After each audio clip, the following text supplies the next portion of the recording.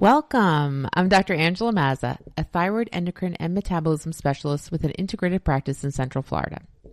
As our listeners know, my goal for this podcast is define and demystify the thyroid gland and thyroid-related medical conditions.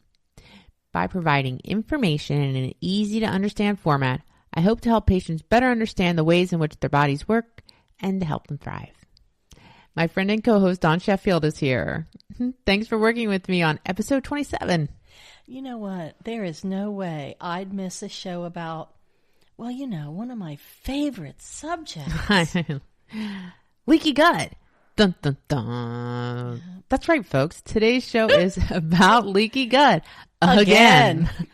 Part 3. Listeners just can't seem to get enough of this topic, nor can we. In fact, today's show was specifically requested by a cherished listener in the UK. But before we get into leaky gut, one thing I want to call attention to is this.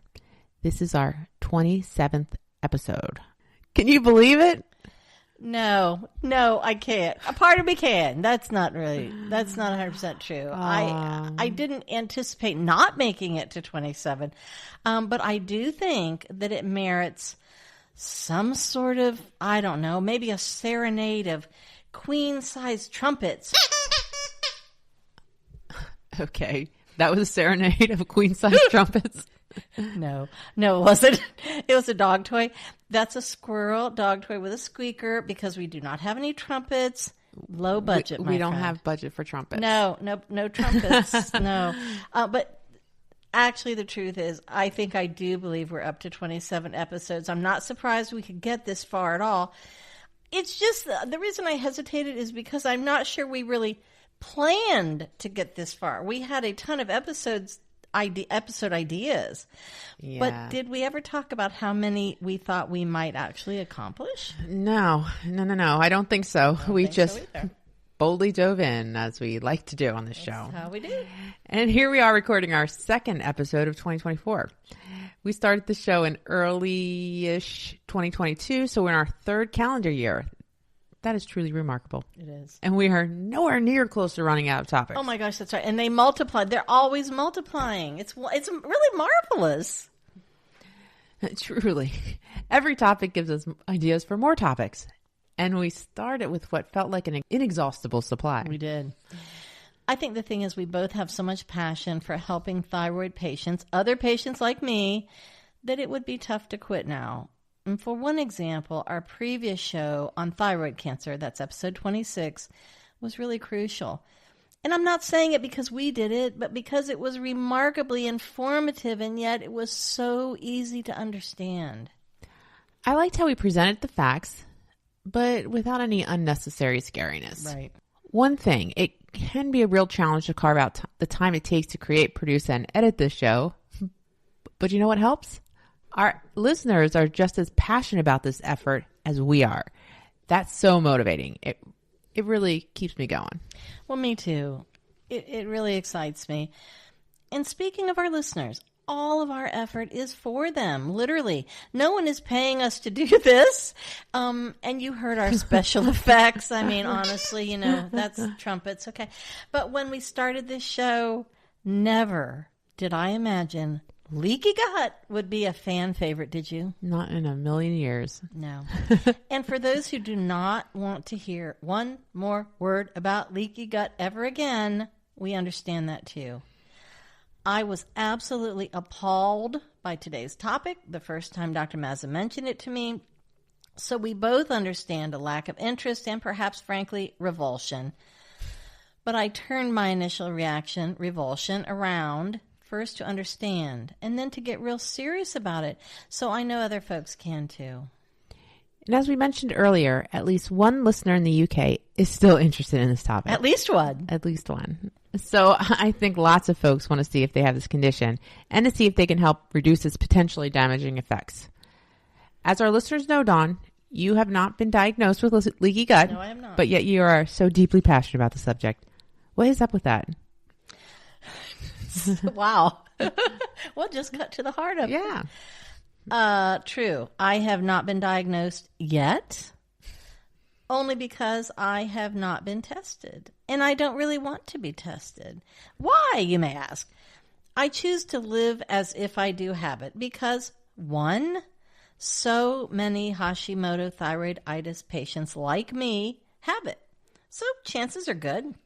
And two, more importantly, you and I believe the gut is where either vibrant, glowing health or debilitating illness can begin. So regardless of whether I have leaky gut or not, I want a healthy gut full of happy, balanced, beneficial bacteria. Doesn't everybody? I want those balanced, beneficial bacteria that we all need in our gut. And I want them doing their crucial jobs really well. Yes, that's the whole thing. In fact, we're doing this third installment on leaky gut because, as we previously mentioned, a listener from the UK requested that we revisit the subject. So here's part of their letter. I'm just going to read this off. I understand that leaky gut is commonly associated with Hashimoto thyroiditis. Is it possible that it can be associated with other diseases of the thyroid? For example, would someone who'd originally developed Graves' disease and had undergone radioactive iodine treatment resulting in hypothyroidism still be susceptible to leaky gut? Well, the answer is yes, yes, yes. So any thyroid issue can be associated with leaky gut. Now, specifically with Graves' disease, so Graves' disease, just as a quick review, is overactive thyroid, but autoimmune, just like Hashimoto thyroiditis is autoimmune. So anything autoimmune has the potential to be associated with leaky gut because remember that triangle of autoimmunity. So that's a third of that triangle is genetics. The other third is environmental factors. And then the final third is the gut. So with Graves' disease, now to say, okay, so someone with Graves' disease is treated with radioactive iodine. Now, the radioactive iodine doesn't take away the autoimmune condition. It just shuts down the thyroid. So just like if you had your thyroid taken out for Graves' disease, doesn't fix the autoimmune part, it just takes out the thyroid from the equation. So you're not having the symptoms of hyperthyroidism. So yes, anybody with Graves' disease, whether undergone radioactive iodine treatment or not, can still be susceptible to leaky gut. That's an incredibly insightful question, and I'm really embarrassed to say I never thought of that. It's really fascinating. It was a good question. Yes, yes, yes. And that question will be very hard to top. I'm so grateful that listener. I know. Please keep sending in questions. That was great. And I bet that listener is going to be interested in this next part, too. After 2 previous leaky gut shows, what do you think folks might still not realize? What important points do you want to add to this conversation? Well, I think a term that a lot of people might not be familiar with is dysbiosis. So I'm going to spell that for you, Dawn. Okay, thank you. D-Y-S, B as in boy, I-O-S-I-S. But let's start first with the gut microbiome. So the microbiome refers to the good and bacteria of certain areas of our bodies. We have microbiomes of our skin, our mouths, even our eyes. And good and bad in all the places. Okay. But the microbiome we're referring to in this case is the gut microbiome. If you thought we were mainly made of human cells, you were dead wrong. We are way outnumbered by the cells of our gut microbiome. Wow. Our gut microbiome is critical to life as we know it. We can't live without it, and we never have. Our microbiome has changed as we have evolved, and our own personal microbiome changes as we age. Our microbiome has some genetic influences, of course, like anything, and it even varies depending upon whether we're born vaginally or via C-section. As we go through time, our microbiome adapts and changes to our living environment. What viruses and bacteria infections we might get, what vaccinations we receive, what antibiotics or medicines we receive. Our diet plays a huge part in shaping our microbiome. Should I even mention the influence of stress? We can guess. We can guess. The thing is, our microbiome has many important functions. One of the key jobs of the microbiome involves our immune system. It helps to train the local gut immune system and makes chemical signals that influence our immune system in distant part of our bodies. Not to mention the role our gut microbiome plays in micronutrient absorption, so vitamin synthesis, cholesterol metabolism, fermentation, the list goes on and on. There is a whole expansive field of study regarding the gut microbiome. And there are certain strains of bad bacteria that have been specifically linked to autoimmune thyroid disease. That could be a whole episode in and of itself. And that's a show I'd love to do. That's really crucial information. But it's when the good and the bad bacteria become off-balanced in a negative way. That's when we call it dysbiosis. Dysbiosis is one of the most critical elements in developing leaky gut. But rest assured, we can get those good bacteria back on track.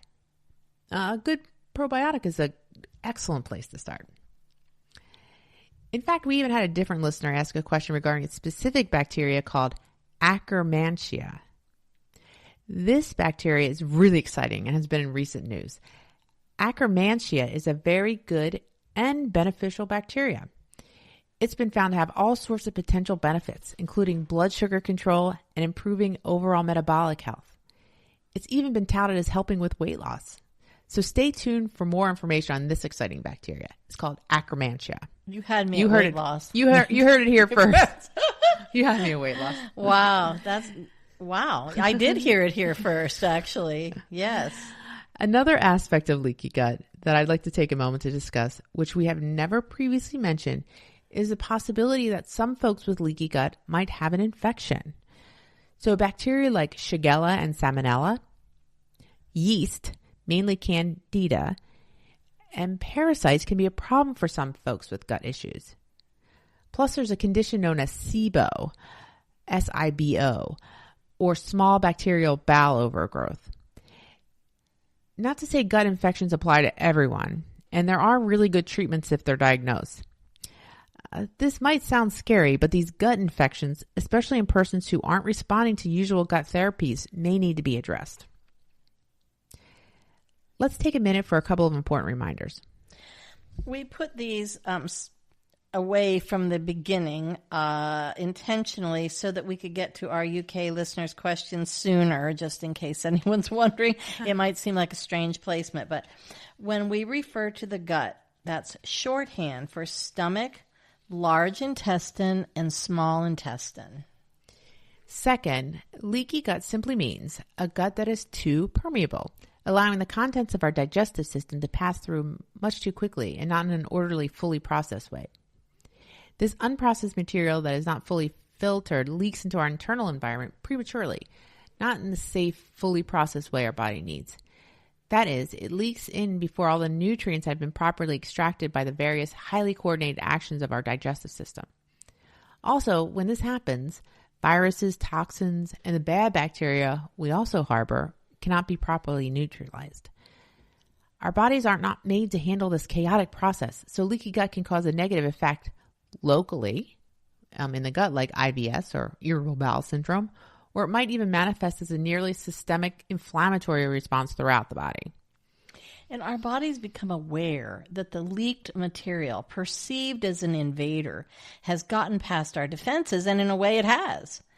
When our immune system gets alerted about this threat, it can mistakenly attack various unrelated organs and or cause various health problems that don't even seem related to digestion. Hashimoto's thyroiditis, for one, an inflammatory thyroid condition, can be directly linked to leaky gut. Yes. And Hashimoto's is the leading cause of hypothyroid, that is, low thyroid. But referring back to our UK listener's question, Hashimoto's is just one of many serious problems leaky gut can cause. To learn how digestion is supposed to work and so much more about leaky gut, as well as how a healthy digestive tract should function, please listen to our previous episodes, numbers 8 and 9. They're titled Leaky Gut and Leaky Gut Part 2. Appropriately. How clever. Yes. What we eat and drink should be thoroughly digested by staying in and following the entire course of our digestive processes. As what we take in properly passes through the entire digestive tract in an orderly way, nutrients are pulled out of it. And what's left over, like indigestible fiber, for one example, passes from us as stool, also known as feces. But a leaky gut, in contrast to a healthy gut, is like an old yard hose left out in the sun too long. It might look okay, but it could have millions of weak spots and microscopic splits where water can leak out into the yard before it gets all the way to the sprayer nozzle. The water that passes right through that weakened hose can flood an area where watering might not be appropriate or needed, possibly damaging the plants. You wouldn't want water gushing all over your cactus garden, for one. No, I do not. That doesn't need so much water. But without the sprayer nozzle allowing to control it, it just goes wherever. Similarly, in the human body, a leaky gut might trigger chronic inflammatory conditions. Chronic inflammation is not the same as when you get localized swelling with a sprained ankle. Chronic inflammation can impact you internally. Leaky gut is a gastrointestinal absorption problem that can very negatively impact us anywhere in our body. And knowing that 70% of our entire immune system is housed in our gut, now more than ever, our gut has to be carefully nurtured like that garden to maintain our health and vitality. Once I learned about the gut immune system connection, I was sold on the value of this effort. And I imagine lots of other folks are too. And you know what? We'd really like to hear from them. Yes, we would. Also, as always, I have to remind our listeners, there is a zero leaking outside of the body with leaky gut. Leaky gut is an entirely internal condition, 100% internal. Seems I can't say that enough. It really bears repeating. That, I think, is one of the biggest, maybe the biggest misconception that immediately repulses people and turns them off, that they don't realize that. So I'm really glad you said that again. And I always like to provide our listeners with a game plan. So when it comes to leaky gut, we want to 1. Test for intestinal permeability issues if possible. 2. Remove inflammatory factors.